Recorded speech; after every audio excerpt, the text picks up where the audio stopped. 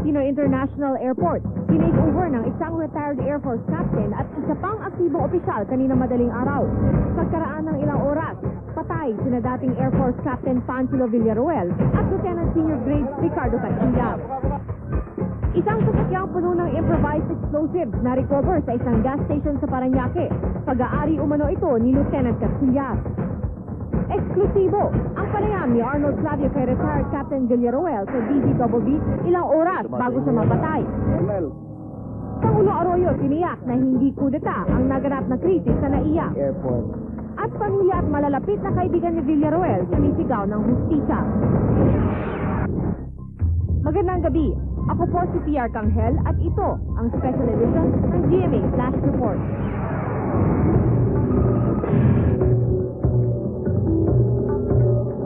Isang sasakyang puno ng improvised explosives ang natagpuang inabandona sa isang gas station sa Parañaque ngayong gabi lamang. Pinaniniwala ang pag-aari ito ni Lieutenant Ricardo Catsillar. Mula sa Parañaque, may live report si Iris Cruz. Iris? Siya, 2 kahon ng pampasabog ang na-recover ng mga otoridad. Nakuha nila ito sa isang abandonadong sasakyan na halos magdamag umanong nakaparada sa Caltex Gasoline Station sa Mergel, Parañaque. Bandang 6:00 ng gabi nang rumesponde ang mga otoridad sa Caltex. Nakatanggap kasi sila ng report tungkol sa isang kotse na halos magdamag umanong inabandona sa gasolinahan. Nang inspeksyonin ang sasakyan, 2 kahon puno ng TNT at mga blasting caps ang nakuha sa passenger seat nito, ready to explode. So, with this amount of explosives, so definitely, pwede siyang magpasabog ng gasoline station. Inabot ng 2 oras bago ma-detonate ang pampasabog. Pagkatapos, idiniretso sa crime lab ng Southern Police District ang sasakyan. Doon nila nadiskubre ang 2 passbook ni Lieutenant Senior Grade Ricardo Catsillar. Bukod sa passbook, iba't ibang klase ng kutsilyo, mga holster ng baril, at isang Navy uniform na may nameplate ni Catsillar ang kanilang natagpuan. Si Catsillar ay isa sa mga napatay ng mga otoridad kaninang madaling araw. Kasama siya ni retired Captain Pancilo Villaruel na nag-take over sa NAIA Tower kagabi. Iya? Maraming salamat, Iris Cruz, live mula sa Parañaque City.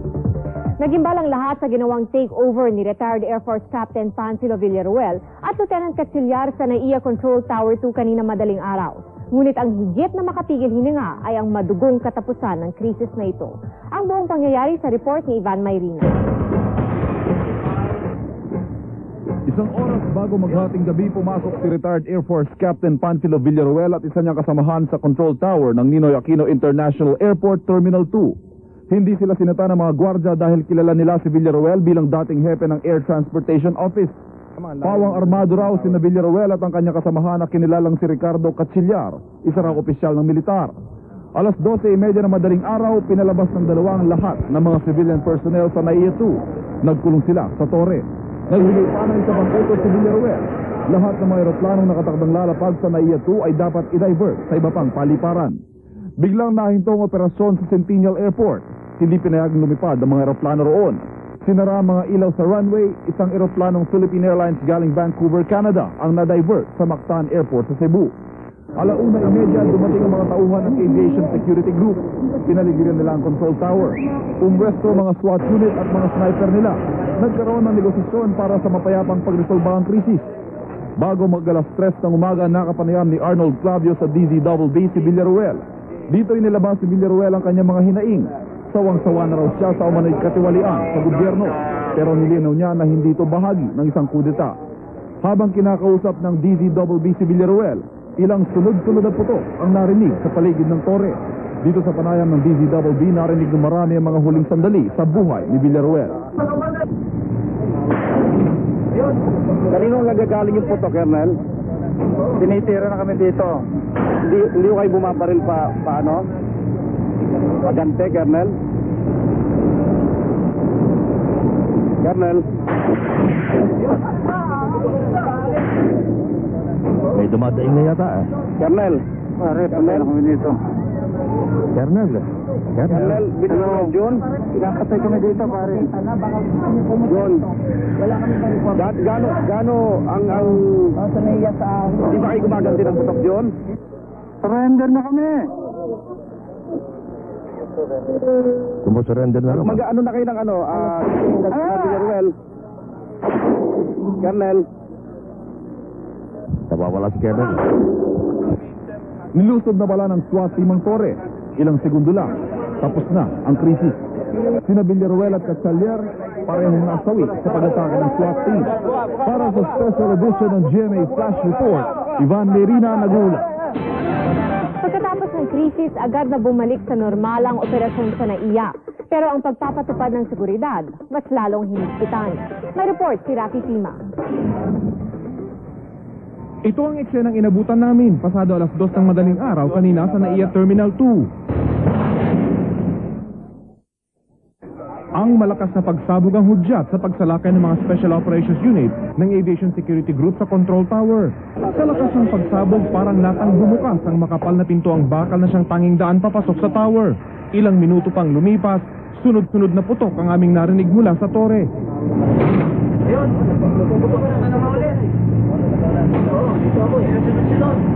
Alas 4 ng madaling araw, idineklara na ng NAIA na tapos na ang krisis. Tapos na po yung nangyari doon sa tower. Normal na po ang takbo ng ating... Ilang oras pang lumipas, inilabas na ang bangkay ni dating Assistant Secretary Panfilo Villarruel at ang kasama nito. Hindi kaagad nakapasok ang mga membro ng SOCO dahil sa bombang ikinalat umano ni Villarruel. May grenade, tapos may mga improvised explosives. May improvise ba? Oo. Tapos yung baril na gagamit nila, isang caliber 45 pati isang 9mm na baril. Nang pasukin namin ang control tower, kitang-kita ang bakas ng naganap na barilan. Nagkalat ang mga tama ng baril sa iba't ibang parte ng gusali.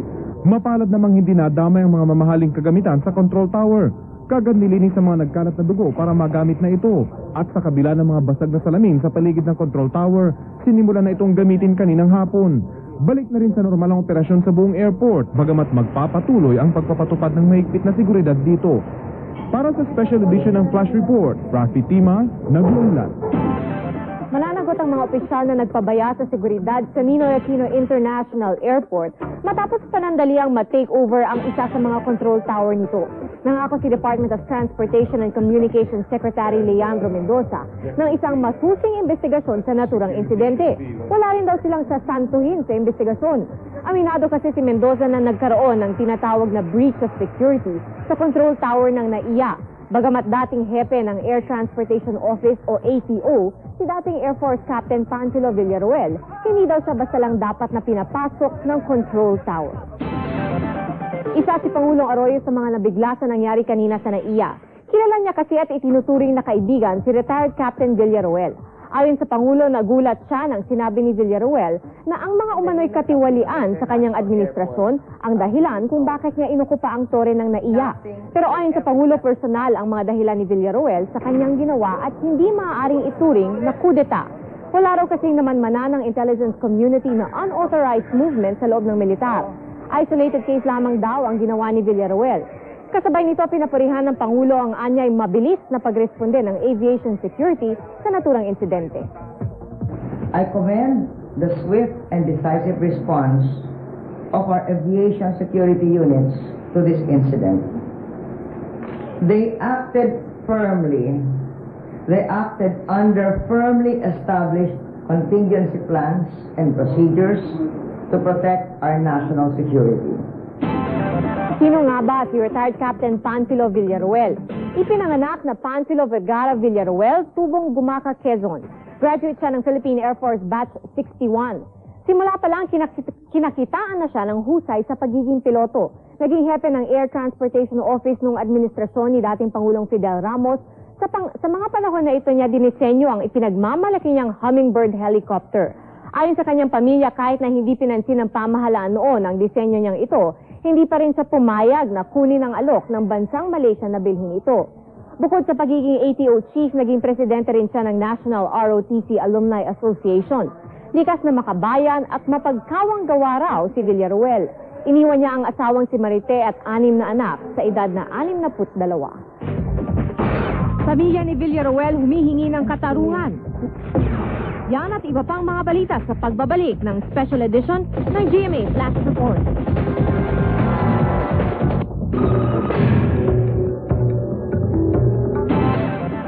Overkill, ito ang itinawag ng ilang kakilala ni retired Air Force Captain Panfilo Villaruel sa isinagawang operasyon ng PNP SWAT para siya ay maaresto. Ayon sa dating rebel leader na si retired Captain Rene Harque, masyadong naging marahas ang SWAT. Ang training umano sa kanila, saktan lamang para hindi makakilos ang suspect. Depensa naman ni Brigadier General Angel Atutubo, Assistant General Manager for Security and Emergency Services, masyadong delikado ang sitwasyon kanina at malaki ang nakataya rito. Kaya't ginamit agad ng assault team ang tinatawag na final option o ang tuluyang pag-atake sa mga salarin sa loob ng control tower. Dagdag pa ni Atutubo, highly trained ang assault team na umatake kanina sa NAIA Control Tower. Katunayan, specialization nila ang mga buildings sa NAIA Complex. Sa punto pong ito, mga kaibigan, makakapanayam natin si Senior Superintendent Andres Caro, hepe ng Aviation Security Group na nangunguna sa investigasyon sa insidenteng takeover sa NAIA kanina madaling araw. Magandang gabi po, Senior Superintendent Caro. Magandang gabi po naman, Pia. Sir, ano na po ang pinakabagong development sa patuloy ninyong investigasyon sa kaso? Kumpirmado na po ba, sir, na pag-aari nga ni Lieutenant Ricardo Cachillar ang improvised explosives na natagpuan kanina sa isang inabandonang sasakyan sa May Paranaque? Yan po, inimbestigahan nga po at kanina hong mga bandang alas 6 ay inireport sa amin na yung abandonadong kotse na yan ay kahapon pa nandyan.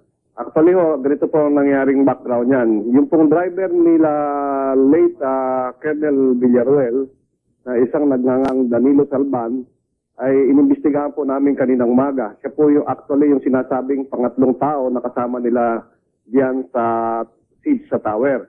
Pero ang nangyari po, siya po ay inutusan lamang na magdala ng pagkain papunta ron dahil sila nga po ay doon allegedly for research purposes. At nung gabi, siya rin po ay pinagdala muli ng pagkain doon. Pero nung mga alas 8:30 na ng gabi ay pinalis na rin po siya. Sa kanya rin po namin nalaman na si Lieutenant Cachillar ay pinick up lamang nila nung umaga kahapon sa may Caltex station. Hindi, yun po pala ay iniwan ni Lieutenant Cachillar yung kanyang kotse ron sa may Caltex. At kanina nga kung mga alas 6 ng gabi ay nai-report sa amin na yung sasakyan na yun na kahapon pa nandoon nagtataka po yung may-ari nung sa Caltex. Kaya po nung puntahan ng ating SOU at mga EOD dahil inaalala nga namin na maaaring may laman yon, yun po ang nakita at nalaman po na meron pong dalawang bomba na nandoon na mga about 4 pounds of TNT. At ito po ay tinanover natin sa ating TNT Crime Laboratory at din po ay nakita pa yung ibang mga dokumento at gamit na nagpapatunay na ito po ay sasakyan ni late Lieutenant Cachillar. May mga sinasabi po ng pamilya ni na Lieutenant Cachillar at ni retired Captain Villaruel na hindi raw makatarungan ang naging pag-atake kanina ng mga tauhan ng ATO sa NAIA Control Tower. Ano po sir ang masasabi ninyo tungkol dito? Yung insidente po, ng ating ay nagsimula po ng i-announce nila at paalisin nila yung mga air controllers natin doon sa tower nung bandang mag-alas 12 na po ng gabi. Ang totoo po, ang nangyari daw po, according doon sa mga air controllers na na-interview at na-interrogate na po natin, nung parang pong mga bandang alas 10 ng gabi, nag-iba na po ang pananalita ni late Colonel Villaruel at sinasabi pong i-stop na lahat ng flight operation. Sinabi po nila na hindi po pwede ito dahil meron pa pong mga late flights tulad ng mga sa United Arab Emirates. Okay. Kaya po naghintay pa po sila nung pong mga bandang 11:45 na po nung makaalis na yung United Arab Emirates. Sinabihan po silang umalis na kayo lahat dito. Sir, ang sinasabi po ninyo nagkaroon po muna ng negosasyon bago ninyo tuluyang inatake yung control tower. Nagkaroon po at kami po tinawag lamang dito nung po mga bandang pasado alauna na po ng madaling araw. Okay. Sige, maraming salamat po Senior Superintendent Caro, hepe ng Aviation Security Group. Lalong naghihinagpis ang pamilya ni retired Captain Villaruel matapos lumabas ang autopsy report nito. Sa naturang report, kitang-kitang napuruhan sa itaas na bahagi ng katawan ang kapitan. Ang report mula kay Maris Umali. Inabot ng 3 oras ang otopsiya sa mga bangkay ni na Captain Panfilo Villaruel at Lieutenant Senior Grade Ricardo Cachillier. Ayon kay Chief Superintendent Restituto Mosqueda, hepe ng Crime Laboratory, multiple gunshot wounds ang naging sanhi ng pagkamatay ng 2 sundalo. Napuruhan daw ang mga ito sa itaas na bahagi ng katawan at ulunan. Lubos ng pagdadalamhati ng buong pamilya Villaruel sa sinapit ng kanilang ama. Hindi na nga naitago ni Marite, asawa ni Villaruel, ang kanyang galit. My husband was killed, and I think it's unfair. He was not given a chance to surrender na siya. I was so happy, sabi ko, never mind, kung maano man siya, ma-detain siya for a while. That is the worst thing that I was expecting for what he had done. But not to kill him like a criminal. Hindi raw inaasahan ng pamilya nitong may gagawing kakaibang kapitan. Maganda pa raw kasi ang pag-uusap nila kahapon ng umaga. Pero ang bunsong anak ni Villaruel na si Paulo, tila iniwanan na ng matalinghagang mensahe ng kanyang ama. Because the country is insane. And I asked again, why? But it's time I should take the lead. He is having rendezvous with destiny. Nais ng pamilya Villaruel na masusing paimbestigahan ang insidente. After seeing my dad, we would like to seek for thorough investigation of the matter, and we'd also like to seek help from some cause-oriented groups. Para sa special edition ng GMA Flash Report, Maris Umali nag-uulat. Mabuting asawa, ama at kapatid. Yan si retired Captain Panfilo Villaruel sa kanyang pamilya. Kaya naman hindi mapawi ang dalamhati nila sa di inaasahan at umano'y di makatarungang wakas ng kanyang buhay.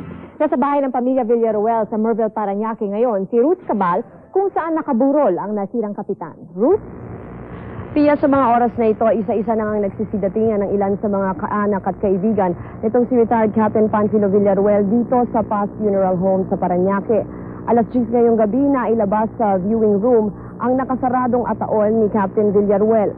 Kalmado naman ang pamilya Villaruel. Nandito ang may bahay na si Marite at ang 2 sa 6 na anak ni Captain Villaruel. Yung iba daw ay nagpapahinga pa. Nakausap natin kanina ang isa sa mga anak, si Marie.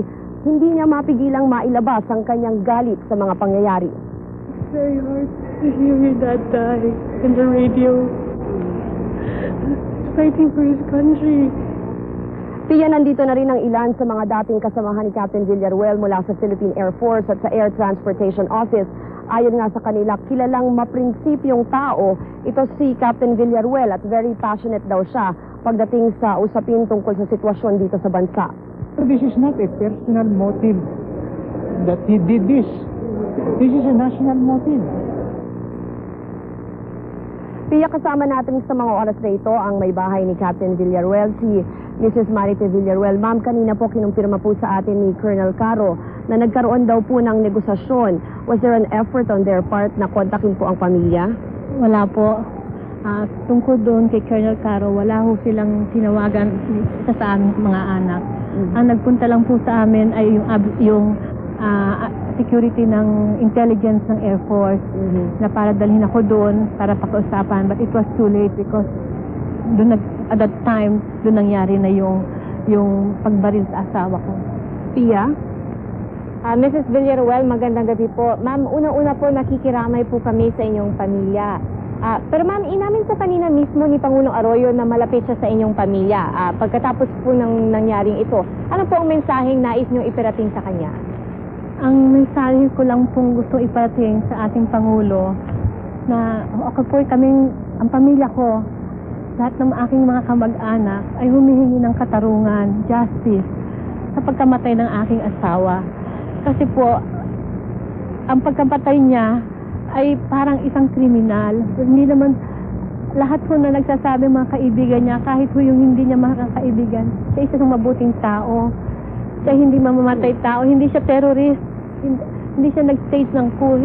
Maybe he just wants to air his grievances. Yun lang po. Ma'am, sinabi niyo po kanina sa naunang panayam ng GMA News na humihingi ho kayo ng katarungan para sa inyong asawa. Ano po ang gusto ninyong mangyari? We just want to find out anong nangyari, bakit ganon, bakit hindi nila binigyan ng chance ang asawa ko na makapagsalita.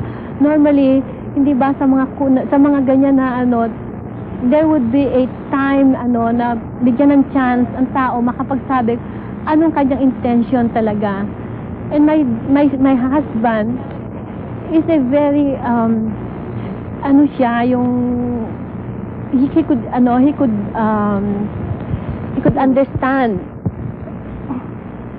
Ma'am, maraming salamat po sa inyo, Mrs. Marite Villaruel, asawa po ni retired Captain Panfilo Villaruel. At muli, nakikiramay po kami. Babalik ko po ngayon kayo kay Ruth. Pia, nagdedesisyon pa nga itong pamilya, pinag-uusapan pa daw nila kung kailan ang magiging libing ni Captain Villaruel. Pero sabi nila sa atin, dito daw mangyayari ang libing sa Manila Memorial Park dito sa Parañaque. Pia? Maraming salamat, Ruth Cabal, live mula sa Parañaque City. At yan po ang pinakamainit na balita sa araw na ito, 10 minuto ng serbisyong totoo. Magkita-kita po tayo bukas para sa special edition ng GMA Flash Report. Sa ngalan ng mga bumubuo ng GMA News and Public Affairs, ako po ang inyong kapuso, PR Tanghel. Maraming salamat po at magandang umaga.